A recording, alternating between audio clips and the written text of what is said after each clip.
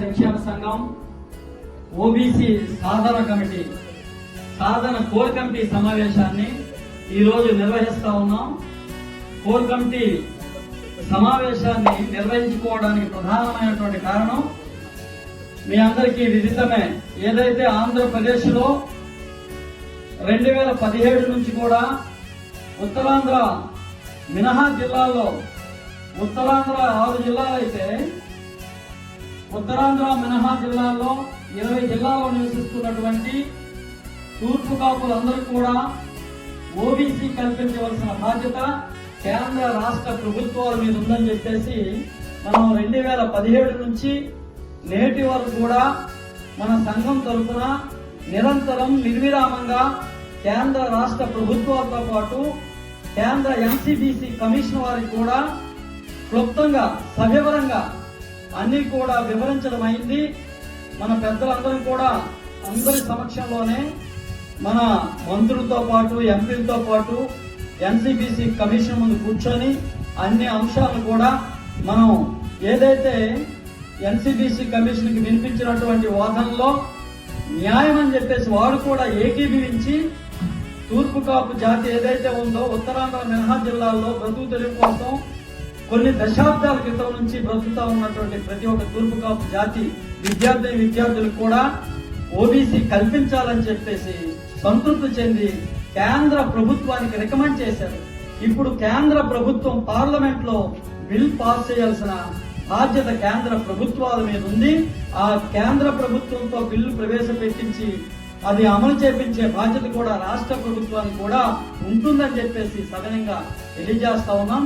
ఆ దిశగా నూతన కార్యాచరణతో మనందరం కూడా ఇప్పటి వరకు జరిగినటువంటి అనేక అంశాల మీద చర్చించుకున్నాం.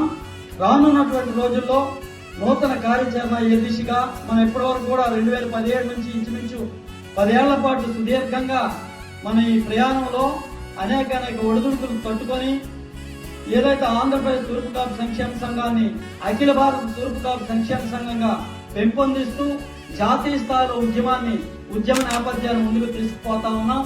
ఈ దిశగా తూర్పు కాపు జాతి ప్రతి ఒక్కరికి కూడా ప్రతి వ్యక్తి తాలూకా బాగోగులు చూడాల్సిన బాధ్యత మనందరి మీద ఉందని చెప్పేసి మీ అందరికీ తెలియజేస్తా ఉన్నాం.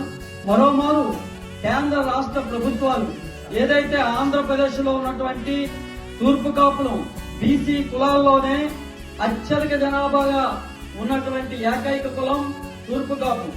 ఈ తూర్పు కాపు 2017లో ఆనాటి ప్రభుత్వం 2017లో ప్రభుత్వాలు తప్పిదం కాదు. ఏదైతే 2017లో ఉన్నటువంటి ప్రభుత్వం ఎవరున్నాయి, ఆ తరువాత ప్రభుత్వం ఎవరున్నా ఏదైతే ఎన్సీబీసీ కమిషన్ కి నివేదిక మాత్రం ఆ ప్రభుత్వాలు రికమెండ్ చేసినారు. ఆ రికమెండేషన్ కలిగినటువంటి లెటర్లు కూడా మనందరం కూడా అనేక మార్లు వారికి వివరించడం జరిగింది.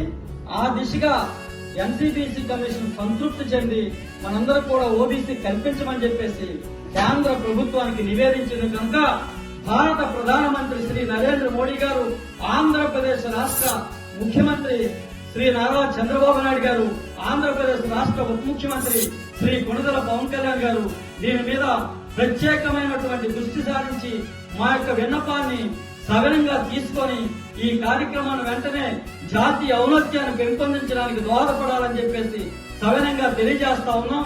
ఎందుకంటే కొన్ని దశాబ్దాల నుంచి ఉన్నటువంటి ఈ సమస్యను అందరూ కూడా ఒక ఏదైతే విద్యార్థులు ప్రధానంగా కొన్ని లక్షలాది మంది ఈ ఆంధ్రప్రదేశ్ లో తూర్పు కాపు విద్యార్థులు కేంద్ర రాష్ట్ర ప్రభుత్వాలు ప్రవేశపెడుతున్నటువంటి పై చదువులు చదవడానికి కానీ ఉద్యోగాలు పొందడానికి కానీ అన్యాయానికి గురవుతా ఉన్నాం.